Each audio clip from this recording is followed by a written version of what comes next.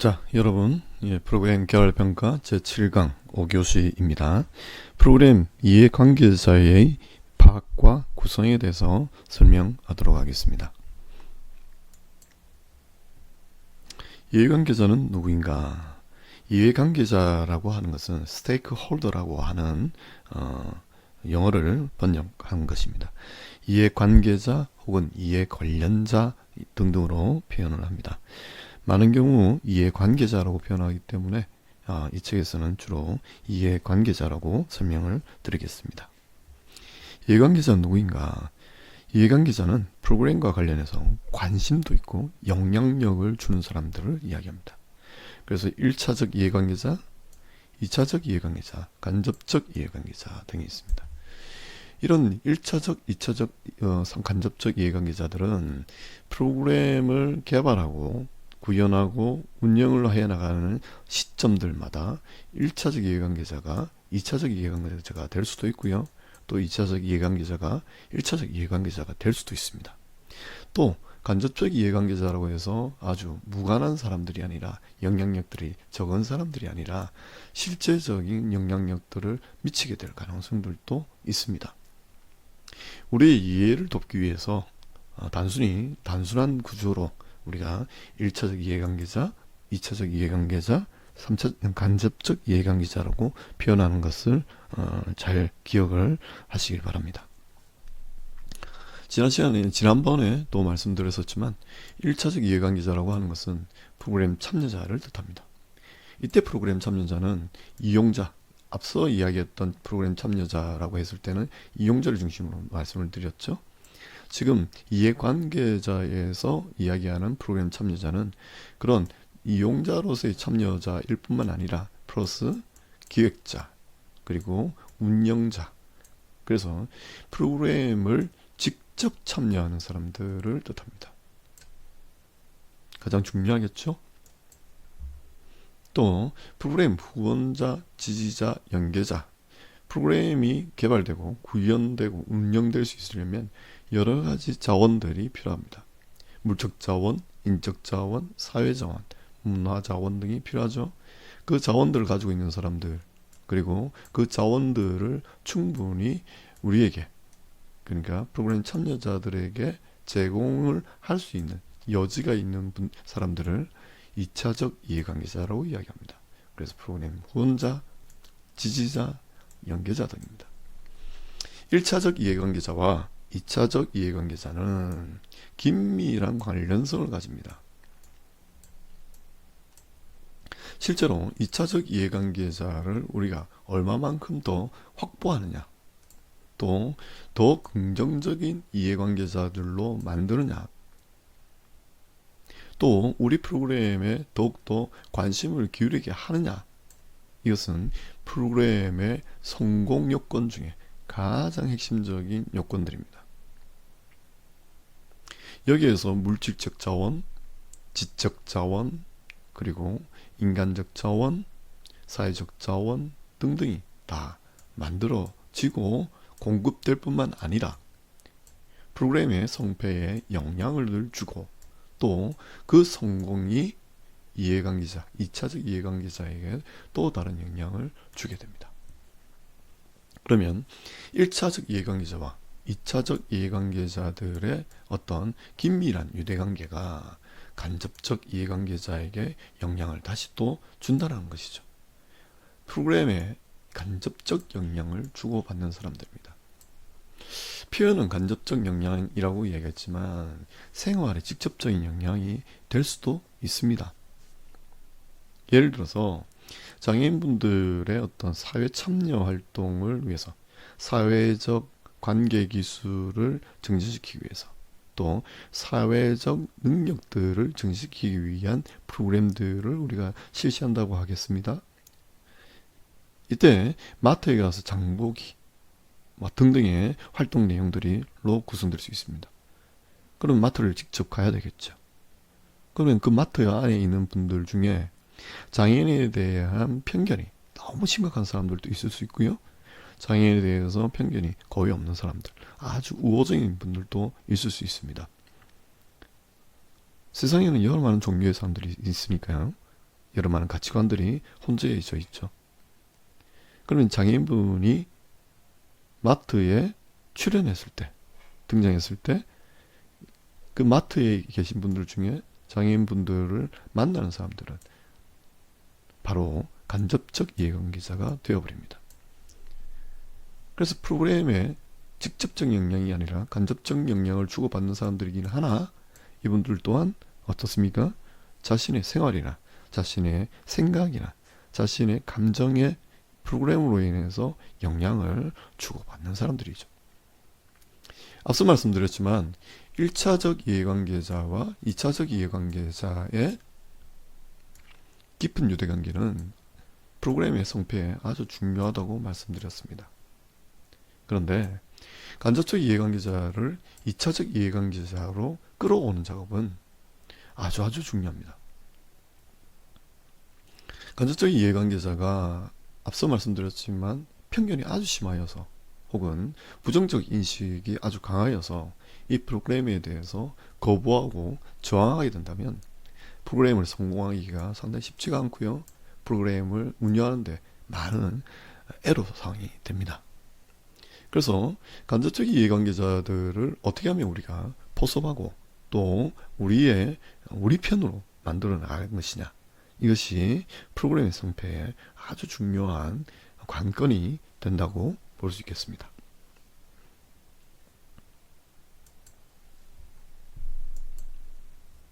그래서 우리는 이해관계자들을 참여시키는 방법을 구체적으로 이해해야 된다.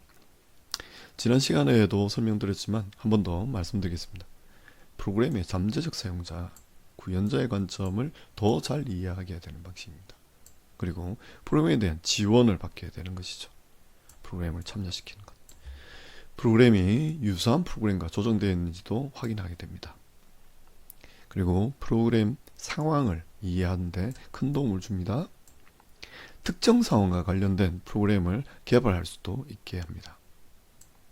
프로그램을 사용할 사람들을 직접 참여시켜서 결과를 향상시키기도 합니다. 이런 이해관계자 참여한 그 방식은요. 그리고 프로그램에 대한 잠재적인 혐오, 취약한 커뮤니티 지원과 관련된 리스크 관리를 실질적으로 하게 됩니다. 그래서 이제 우리가 이해관계자들을 더욱더 적극적으로 참여시키는 방법을 구현하면 구현할수록 이 프로그램에 대한 성과가 결정될 수가 있게 되겠죠. 우리는 사람을 변화시키려고 합니다. 우리의 프로그램의 직접적이고 1차적인 참여자들의 변화, 그것은요 1차적인 변화고요. 궁극적인 변화는 뭡니까?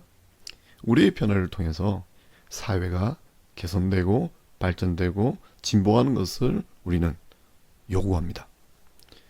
사회의 변화 없이는 우리의 1차적인 클라이언트 혹은 참여자들의 변화들을 수행하는 데 있어서 상당히 어렵거나 불가능할 때가 많이 있을 수 있습니다. 그래서 사회복지에서는 개인의 변화를 통한 사회의 변화를 추구하고요.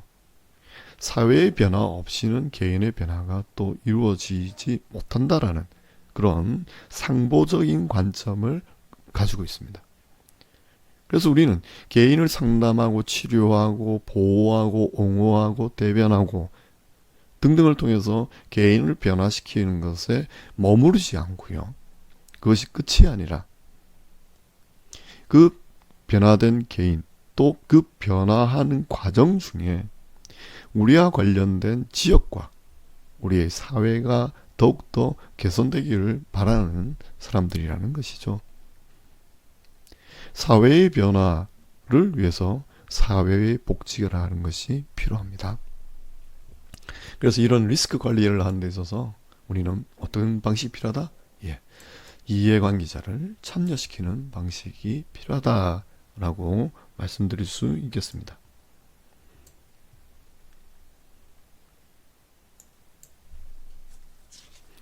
이해관계자를 참여시키는 단계는 지난 시간에도 설명드렸지만 이해관계자를 식별한다, 규정한다, 아이덴티파이 한다라는 겁니다.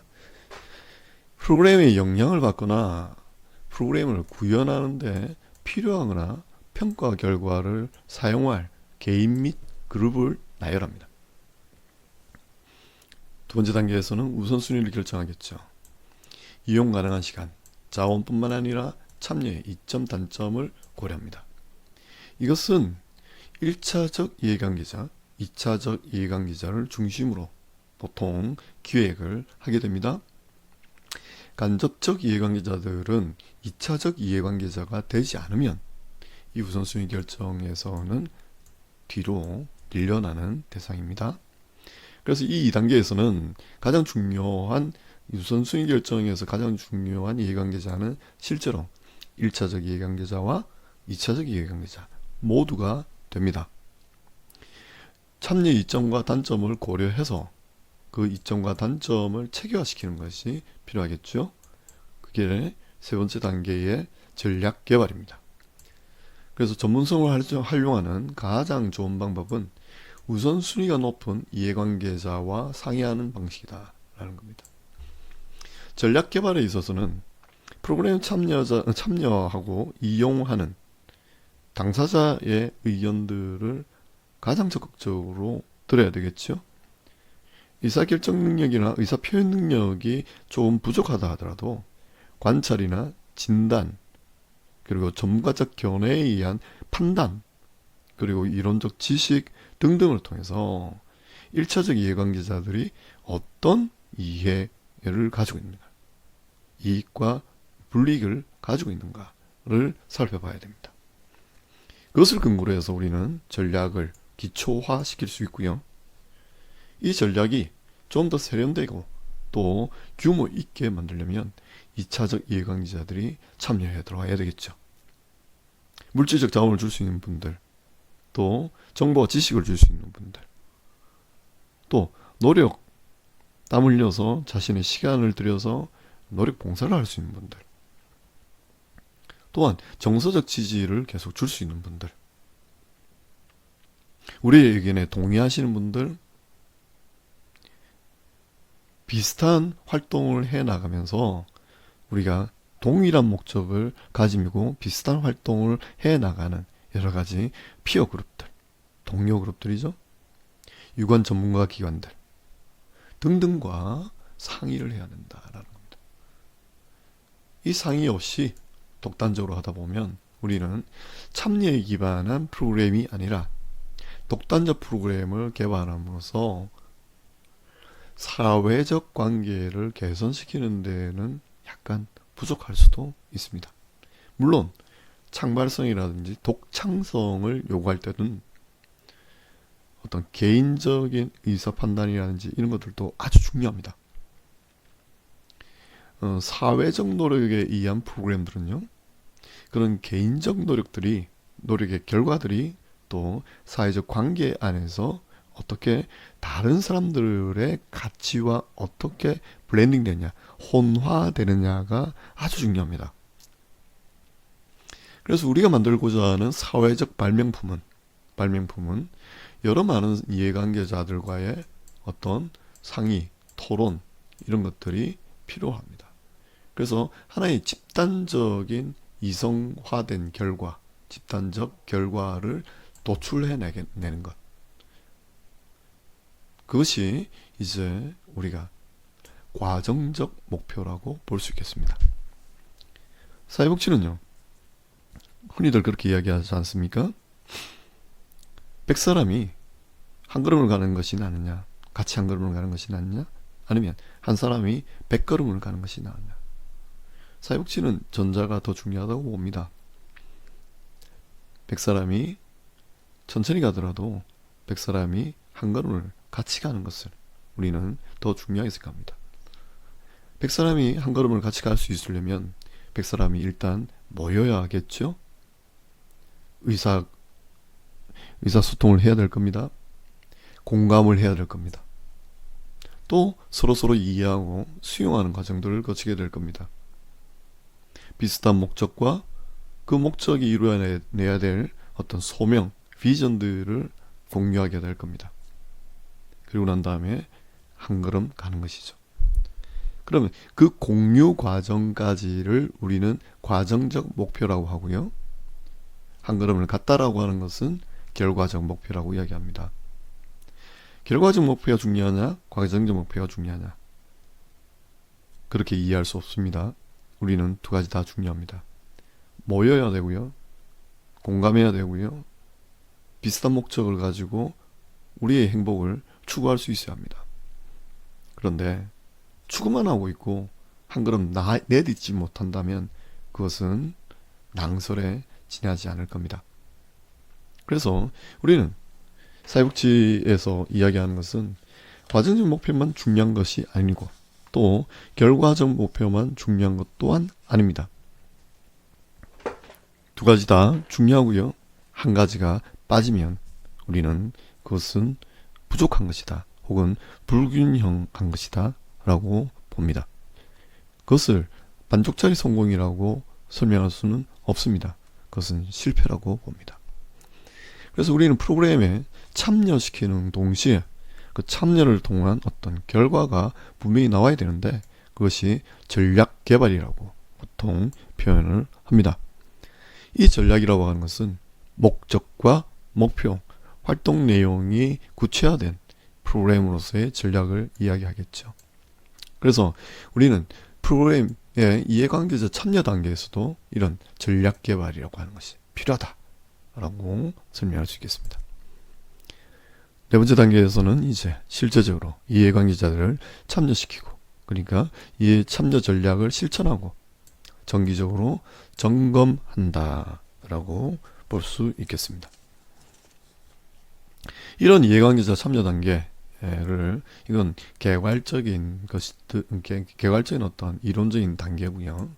이제 조금 더 실제적인 단계는 어떻게 이루어지는가를 살펴보도록 하겠습니다.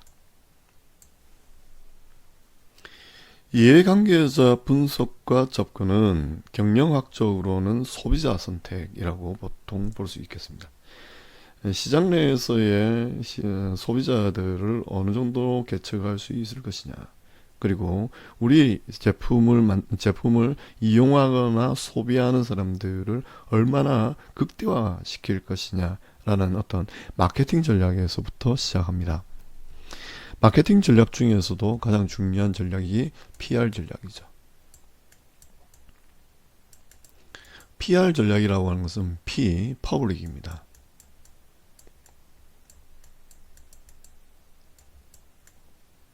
R은 relation을 이야기합니다.